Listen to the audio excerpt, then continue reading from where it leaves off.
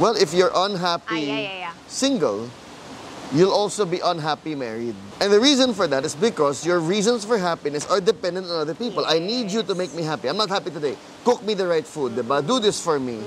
No, our happiness comes from the internal presence of God in our lives. And when we have that, then we can have happiness. Hi, everyone! Oh my gosh, okay, nag-shake.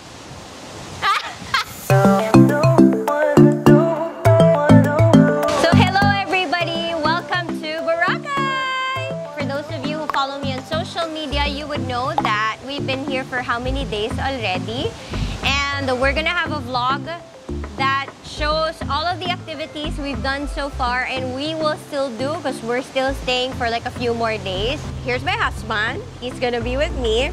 Napapadalas ang guesting niya. So, kasi today, we're gonna talk about some mindsets before marriage that we both had. We feel like it's a good time to talk about it kasi ang theme namin ngayon for the vlog is, or at least like my social media platforms is pause. Because it's July, before we enter the second half of the year, we kind of want to take a pause and account for things that we should be accounting for. Pasensya na kayo kung medyo nag-shake yung camera, tsaka kung medyo mahangin sa labas kasi talaga namang mahangin. Ano po, habagat ngayon, and I think there's a typhoon that just landed today. Sarap na eh. Oh, masarap siya, pero sana you're hearing us well. And I thought, now, what are the bigger pauses that we should take in our life ban? And I think that one good pause is a pause before entering into like a lifelong commitment. Even if you don't have anybody in your life right now, and may desire ka to get married, natural naman yun. Ikaw ba, you've always wanted to get married or not really? Mostly, yeah. Pero, not, yun nga, not part of our points. Not trying to entertain it prematurely. I like the idea lang of mindsets because very often when we talk about this topic, people go straight to details eh. Like, how do I know who to choose? How do I know this person is the one for me? How do I get more people to like me? And while those, those can be helpful questions, the mindset eh, why? Why do you want that? What are you after? What are you going for? And I think that's a more fruitful place to start. Kasi iba-iba yung pananaw natin eh. Oo nga, no? Kasi parang usually ang sasabihin sa'yo, ilista mo na yung mga non-negotiables mo sa mapapangasawa mo. Yeah. Ano yung hinahanap mo sa future partner mo. And those are all good. It's been very, very helpful for me to have these mindsets before even meeting anyone that I would like to entertain the possibility of ending with that person for the rest of my life with. Nakakatulong siya in the sense na hindi ko iniisip yon the entire time. Na I can enjoy my life before even getting there, even before meeting someone. That's what we're gonna share with you guys right now. First point, or the first mindset is, it's not up to me. Okay. I think that we should always have it in the back of our heads that this is not completely up to us. Some of us, whatever is on our list, we meet that exactly. Some of us, whatever is on our list, completely the opposite. That feeling kasi na, if only I was blank, if I was more blank, if only I was more attractive physically, if only my body was like this, if only my money was like this. And while there's basis for that in improving yourself and doing your best and presenting yourself in the best possible way, the problem with thinking that way, na it's up to me, is it's now a matter of my works, diba? Na kailangan magaling ako.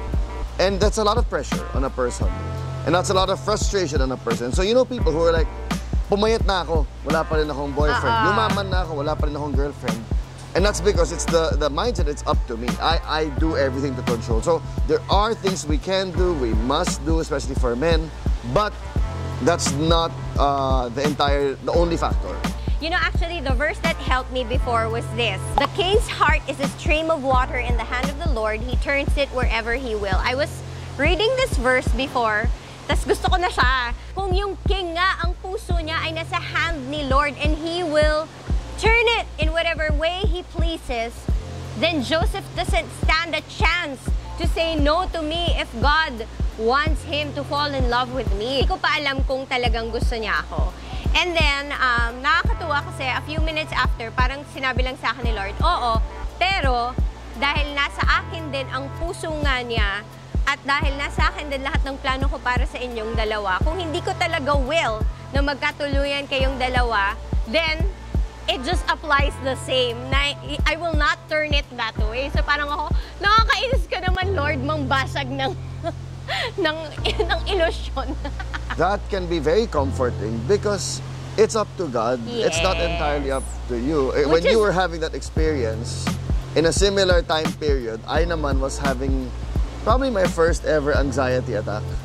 When gustong-gusto ko na siya, handa na akong ligawan siya, tapos may nabasa akong, ewan ko ba kung ano yung Showbiz magazine, na parang nagka-fear lang ako na, hala, si Rica Peralejo to? Yung sigurado ka ba sa ginagawa mo? Alam mo ba kung sino nang binasted niyan? Parang ganon. So, I just started hyperventilating. I was panicking. And really what helped me was, it's not up to, if it's just up to my car, to my looks, to my money, well, baka wala tayong laban doon. Sa looks lang, talaga. But not in other areas. No, but if it's up to God, may laban tayo. It's comforting and sobering. And if it's up to God, you're like, well, you know, then maybe it's just really not meant to be. And you can go on with your life without much hang-ups. May comfort in knowing na God's got your back. Yeah.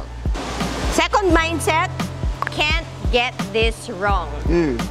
I can get many things wrong. I can get my order wrong when I'm in a restaurant. And that's fine. It's just one meal, one wrong meal. I can get a shoe size wrong.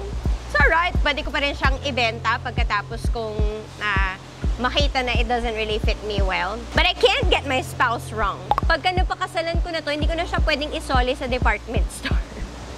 Completely agree. That's something my parents drilled into us as kids. Got it right to worship God. Got it right to marry your mom.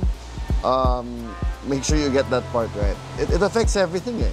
And you see people kasi who, you know, they base this decision on other factors, not necessarily important ones. Attractiveness, common history, even something like they already have a child together. Those aren't clinching decisions eh. Is that enough? So, yun. Third mindset is that she or he should not complete me. So, what do we mean by that? When we like someone, it feels like hindi makukompleto yung buhay ko kung hindi ko makuha tong lalaki na to, yung babae na to. It's fine as a feeling, but if you regard it as a truth and then you follow it and you let it rule over your life, then I guess you'll end up miserable. Kung hindi ko kayang mabuhay na wala yung isang tao na to, parang may mali na doon kasi ibig sabihin, aasa na ako sa kanya. Kung makuha ko man siya, siya na yung magiging taga-kompleto ng buhay ko for the rest of my life. And that's impossible because a person is not enough to complete everything that you will need in this life. We are all, I think we've spoken enough of this in our podcasts and videos that, you know, we're broken people. Yeah.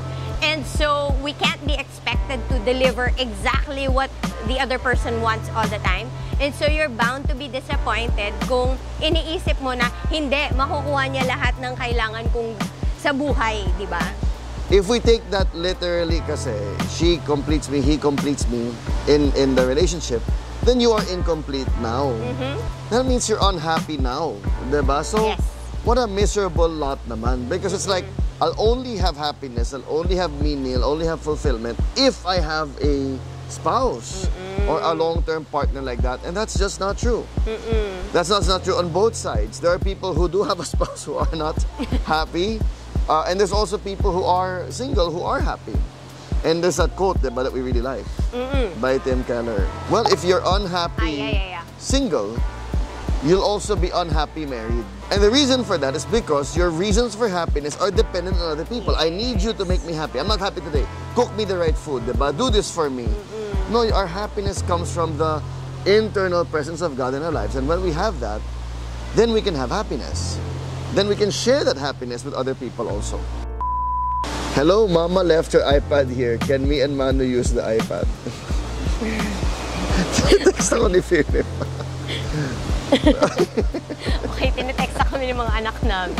Kasi iniwan namin sila doon. Tama yung sinabi niya na your partner should be an addition. When you get married, you lose a lot of who you are in order for you to become one. Married couple is one whole. Not two, one whole. And a single person is also one whole. You are not half a person. Yeah. You are not half a whole. Yeah. Bravo. And then when you come together, you kind of shed the things that don't really have to come in that new whole that you're making. I hope that math makes sense. The next mindset is do not fixate. So you probably have heard of this very famous Song of Songs na do not awaken love until it so pleases. Alam mo yung sabi nila na pagka nabuntis ka, bigla nakikita mo lahat ng buntis sa paligid mo.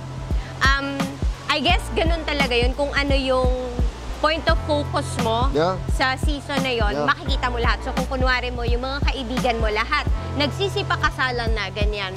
Lahat na lang talaga ng bagay sa buhay mo at iniisip mo ay magiging tungkol sa pagpapakasal, sa pagkakaroon ng jowa, di ba? So I mean, it's very simple.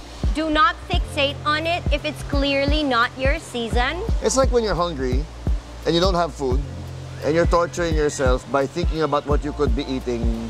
Malalo ka magugutom, di ba? I remember my dad had a couple of older men he was discipling who were single and he was trying to help them make wise decisions emotionally. But parang we went on a trip. Tapos VHS store pa rental. Nag-rent sila ng mga movies. Pero mga nirent nila, mga romantic comedies. Okay. Sabi ni Papa, tingnan yung ginagawa nyo. Magtatanong kayo, ba't di ko makontrol yung emosyon ko? Anong pinapanood nyo? So, whatever you feed your mind and your heart, then expect na yun yung gugustuhin nyo mangyari sa buhay nyo. Yeah. The next mindset is be honest with yourself always. So, I was saying earlier na don't fixate, but also don't lie to yourself. I think the best cure for when you cannot help it already, you're still fixating because you can't help it na ang dami mo nakikita about it. One of the best cures is to be honest and confront yourself about it. Oy, Rika, may gusto ko na kay Joseph. Nagpapakita siya ng something pero hindi ka sigurado. So ginagawa kong makatotohanan yung listahan ko. Parang logic problem no? If, then, therefore, parang Oo. So let's lay down the facts. Gusto ko siya. Siya parang gusto niya ako. Pero hindi tayo sigurado dahil wala pa siyang sinasabi. Hanggang kailan ko matitiis to, tingnan natin. Ang dami ko kasi naririnig na gano'n ng mga single sa mga kaibigan ko. Di, nag-hangout lang kami. Parang, yung gusto ko hangout? Hindi hangout yan. Dinadaan nila sa logic. Dinadaan sa logic na, hindi ko naman type yan I'm not asking kung anong type mo. I'm looking at how you're looking, what your facial expression is, how much time you're spending together. Mahuhulog ka lang talaga sa ganyan, sa isang delusion, if at the onset, you have not done your part in being authentic to yourself. And because I know na gusto ko na yan, it follows, nakakapag-ingat ako. Kasi naaamin ko sa sarili ko na parang, may tendency kang malaglag dyan. Mas maigi nga na you're very, very honest with yourself. So you know also the steps to take for precaution. The last one, which is know the game. Very often people talk about hooking up or getting together like it's a game, diba? And that's the opposite of what's helpful in marriage because you might know how to hook up with someone short term, you might know how to flirt but that's not what marriage is. So if you want to choose the right person in marriage, know what you're drafting the person for. Diba? If I was going to build a basketball team, I would have a set of skills, a set of competencies that I'm like, ito yung kailangan ko kasi basketball team yung kailangan ko. Kung football team, kung production studio, yung tinatayo kong negosyo, diba? If I'm building a hotel like this, diba? What kind of skills do I need? You're building a marriage. What is marriage about? What kind of person do you need? That's what you need to ask yourself. Diba? And it was something my dad would say to us growing up. He would say, guys, you need a woman who has strong faith. You need a woman who's ganito, who's ganyan. So parang the whole time, nag-iisip na ako, sino yung ganon?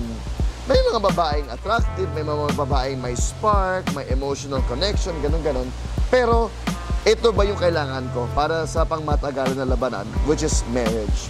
I think it's sobering because sometimes the person you might find attractive is not someone, and you already know this person is not someone you want to be married, not a good idea to be married to. You gotta make the hard decisions. On the other hand, this can be encouraging because I believe that there are lots of people out there who are being overlooked or not considered because you're thinking, hindi to pang prom king, prom queen material. You're not choosing a prom king or queen. You're choosing a partner for life. You know, one of the things that really helped us also before marrying was hanging out with other families, like families that we look up to, we respect. I did that a lot as a single, without jowa or anything. I would hang out with godly families and then I would look at them and see na, oh, ganito pala ang family life. Sana, alam mo na, bago mo palang pinasok, na kaya mo tong kasama. Marriage is not going to be a sweet walk for the rest of your life. It's going to be a mix of everything. And you want to make sure that the one you get is someone who will stick by your side for better or for worse, till death do us part. Alright! So, wow! Nakaraos tayo ng isang buong vlog dito sa gitna ng habagat. Sa Boracay. So, sana naman, kahit papano, nag-survive ang aming mga mics. But thank you for listening. And before we go, I have one last addition, like one last mindset for everybody. Huwag kayong dictionary. Ano ang ibig ko sabihin dyan? Huwag kayong naglalagay ng meaning sa bawat kilos ng type ninyo. Huwag kayong dictionary, ha? Huwag niyo lalagyan ng definition na, gusto niya ako, dahil sinabayan niya ako sa elevator, feel ko talaga gusto niya ako. Ganyan, okay? So, tandaan, huwag dictionary para pag mali yung meaning ninyo, hindi naman kayo masyadong ma-offend, no? Guys, thank you so much, and we'd have more of our Boracay explorations in the coming vlogs. Thank you for watching. Like, subscribe, and we'll see you next week. Thank you, love. See ya.